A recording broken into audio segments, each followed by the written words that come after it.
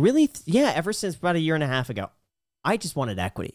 And so every time a company would reach out to me, not every time, but a lot of the time when I really, really, really like the company, it's like, can you just give me equity instead? You can give me less money, but I just want the equity. And almost all of them said no, because first of all, it didn't seem like they had an issue getting people just like, hey, we're just going to pay you, and that's good.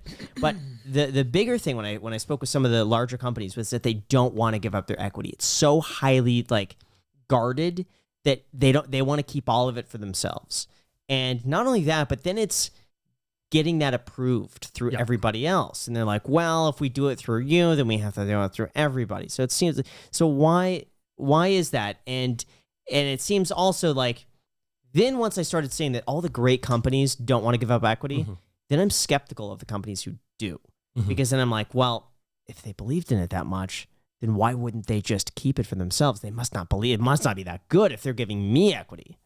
Yeah. So a lot of the companies that you're probably asking for equity from are way too late.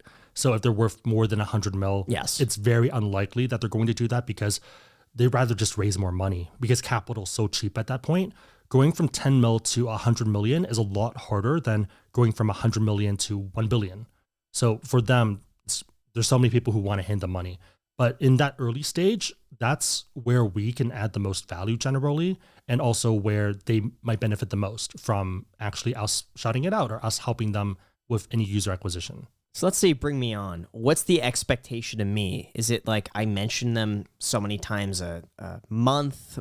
Do I have an out on that? Like, what's the... Let's say there's a company on there that you don't like. You can skip it, and you can focus on the ones that you do like. And the idea is that you can select, and you can see what the valuations are, and you in your head can see if it's worth it for you to do it.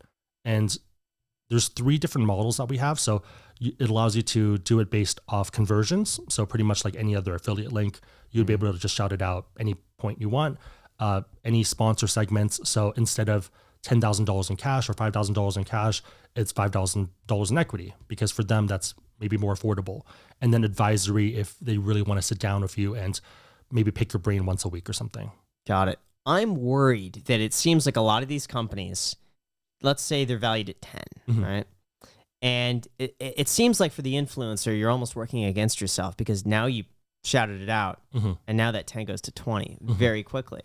And then it's like, well, now if I do this shout out again, now I'm getting like diluted. I'm getting less value than I did the first time when it was... How do you overcome that? And also, how do you overcome the fact that a lot of these companies, since they believe they're going up in value, instead of paying like $20,000 upfront cash, they'll be like, we'll just give you $5,000 of equity, but it's going to be worth 10 times that very soon. Yeah, I think that's always going to be tough. So you're looking for people who believe in the company long term, but I think that is the trend that we're going towards. And if you look at the really big influencers, if you look at the Casey Neistat's, the Good Mythical Morning guys, a lot of them actually have funds that invest in startups. And for a lot of the people in the middle, let's say 100,000 to 1 million subscribers, you make a good amount of money, but you don't make enough that you have a fund or that you're investing as much as you would want. So how do you turn your capital, your social capital, into actual ownership? When is this going live? It actually already is live if you want to sign up, if you're a creator. Why don't we do that with the Iced Coffee Hour? Can we do that as the Iced Coffee Hour? Yeah. Jack? Can we do it with the family? It doesn't have 100,000 subscribers. Okay, I'll reach back out to you later. Wait, we don't need 100,000 subscribers. No. I trust you. It's fine. Yeah. Oh, yeah. Why don't we do that? All right, let's do it. Yeah. Really? I think it's a great idea. And the idea too is that if you don't have a sponsor segment, then why not have an affiliate? Like it's pretty much exactly the same as Webull in that you can plug it in however you want. Do we have a sponsor? Not for this one, but guys, sign up for the thing in the description. Whatever the thing is, it's really good. Check it out. We love it. It's amazing. Well, okay, no, seriously, whatever it is, this is the company that Jack and I have gone through. We've been working on it for a long time. Very long time. No, seriously, we'll go through the list. We'll pick like 1 or 2 that we really like, and that'll be down below in the description. But we got to get on it. This episode's posting on Sunday. So the time is a ticking. Right. We got to get on this. Limited signups only. Limited to 100 people. 24 hours. Okay, how about this? We're going to take the link down in 24 hours. So if you don't do it now. Yeah, I like the idea. We're signing up.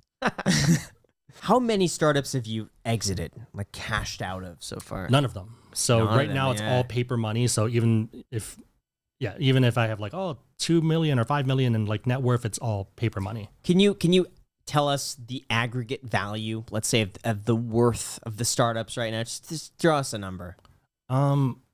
So Mandy and I put about $1 million into startups. Okay. I put like 4 or something. I would say it's about like 10x. A lot of it's like paper money, right? Okay, so Like about 10 million. Yeah, like there's one Yeah. startup I put 5K in that 20 something X. So it's worth like, Can you tell us what startup that is? no. So the one thing that a lot of people hate about startup stuff is that it's so private because it's not my choice. Because if I do it, then I'm going to get canceled by the founder. And because they're like, hey, don't Right. explain this, don't explain valuation, don't do a press release yet. So oftentimes when people do talk about them investing in something, everyone does it on the same exact day. And people are like, oh, is this a scam that the YouTubers are doing because they're all announcing their investors? It's like, no, because that was the day it's publicized.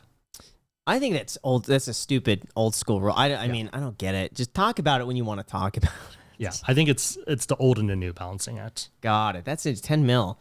So are you nervous that there's a chance that many of these won't pan out? Or like what are the chances that something reaches $100 million and it fails? 10%, right? Yeah.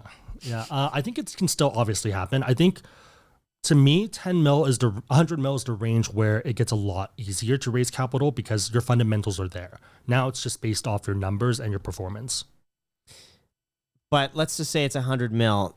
Is there ever a chance that they're just like, hey, we're 100%, done? 100%. And no one buys them out? Because wouldn't they always have some sort of worth given their, like, couldn't they always be like, all right, guys, like we're selling at 20 million now. Yeah. So assuming it is not a scam and there's no legal issues in the background, oftentimes you'll probably have someone buying them at pennies on the dollar or at least enough for investors to get their money back. So we've seen that a lot where like a company might raise 100 mil at 800 million valuation, but then they get bought for like 200 mil. So it's like the investors get paid back, the employees get a bit, and the founders get a bit. And the idea is that they lock you in. So that team has to work for that company for like 4 years. Otherwise, you don't get your money. Yeah. Got it.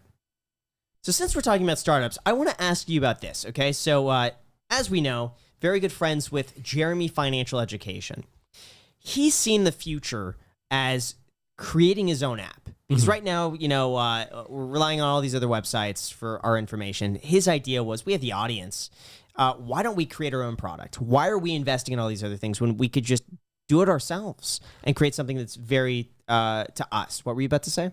I feel like a lot of people have tried that and it makes sense, but it's so tough to port your audience somewhere else. If you look at people's view, like how often they use certain apps, it's all in the mainstream apps. But it's just really tough to get people off of TikTok, Instagram, Facebook, YouTube. Okay. Let me tell you about this app. I need brutal honesty with you, okay? Brutal. Okay. The app is called the Hungry Bowl. Down below in the description if you want to try it out and follow along with us. But the goal of it originally was we were big fans of Morning Brew, like big fans.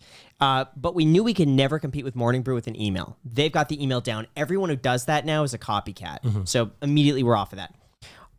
We came up with the idea of doing it in an app.